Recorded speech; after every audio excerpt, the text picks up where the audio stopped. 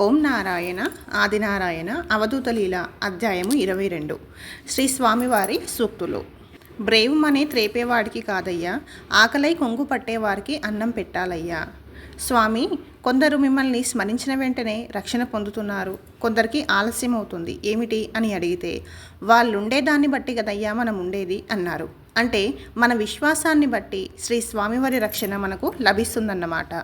సంపూర్ణ విశ్వాసంతో ఇక్కడికొచ్చి ఏదనుకుంటే అది అయ్యేదే గదయ్యా. అన్ని జీవులలో వెంకయ్య ఉన్నాడని రాసుకో. అది ప్రతి ఒక్కరికి అనుక్షణము గుర్తుండవలసిన విషయము. సద్గురువు విశ్వరూపుడని, సర్వప్రాణులను వారే పరివేష్టించి ఉన్నారని, ఏ ప్రాణిని ఆదరించినా బాధించినా అది సద్గురునికే చెందుతుందని అనుక్షణము గుర్తుంచుకొని జీవితాన్ని సాగిస్తే గురుకృప సదా మనకు లభిస్తుంది. మైసూరు మహారాజు కనిపిస్తే మనకేమొస్తుంది?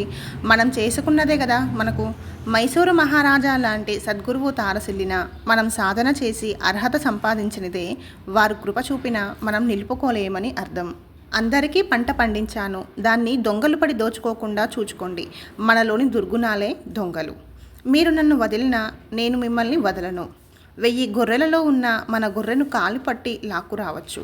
అందరినీ సమానంగా చూచుకుంటే భగవంతుడు కనిపిస్తాడు. ఆకలిగా లేదు, నాకు అన్నం వద్దు అనే భక్తుణ్ణి కొద్దిగానన్న తినమని కొందరు బ్రతిమిలాడతారు. వారితో శ్రీ స్వామివారు ఇట్లా అన్నారు: మందం బంధం. మందాకలితో భోంచేస్తే అది పరిగ్రహమై బంధహేతు అవుతుంది. ప్రకృతి శక్తుల రూపంలో మనకు ఆహారాన్ని ప్రసాదించే భగవంతునికి రుణపడతామన్నమాట. వెంకయ్య పేరు మీద పిడికెడు మెతుకులు పెట్టిన వారికి, తెచ్చిన వారికి వారి మంచి చెడ్డలన్నీ మనమే చూడొద్దా అయ్యా?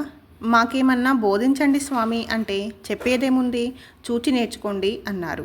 వారిని చూచి మనం ఏమి నేర్చుకోవాలో అవధూత బోధామృతంలో విపులంగా వివరించబడింది.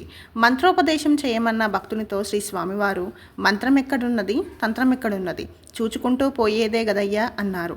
మనలో దుర్గుణాలు చేరకుండా చూచుకుంటూ సద్గురుడు ఆచరించి చూపిన శుభ్ర మార్గాన్ని చూచుకుంటూ ఆ మార్గంలో నడవడమే మన కర్తవ్యం అన్నమాట. సన్యాసులు ధర్మంగా ఉండటంలో గొప్పేముందయ్యా? సంసారంలో ధర్మంగా ఉండడమే గొప్ప. వడ్డీ విషయంలో కూడా ధర్మంగా ఉండాలయ్యా. మాకేమైనా బోధించండి స్వామి అంటే సత్యం, ధర్మం, సంపన్నత్వం, సాధారణత్వం, సద్గురు సేవ సాధించండి అన్నారు.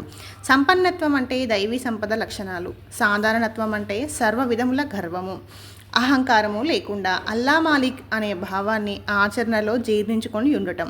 సద్గురు సేవ అంటే సద్గురువు విశ్వరూపుడని, ఏ జీవిని ఆదరించినా హింసించినా అది గురువుకే చెందుతుంది అనే ఎరుకతో ప్రతిక్షణం జీవించడమే.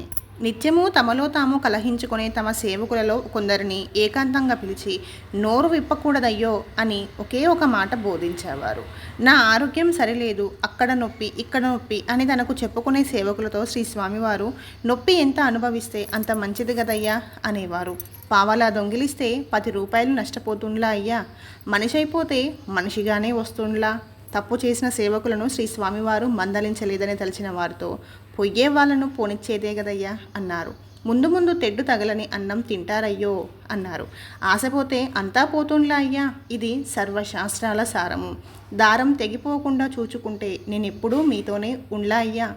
ఒకరిని పొమ్మన్నే కంటే మనమే పోవడం మంచిదయ్యా. అధ్యాయం 22 సంపూర్ణం.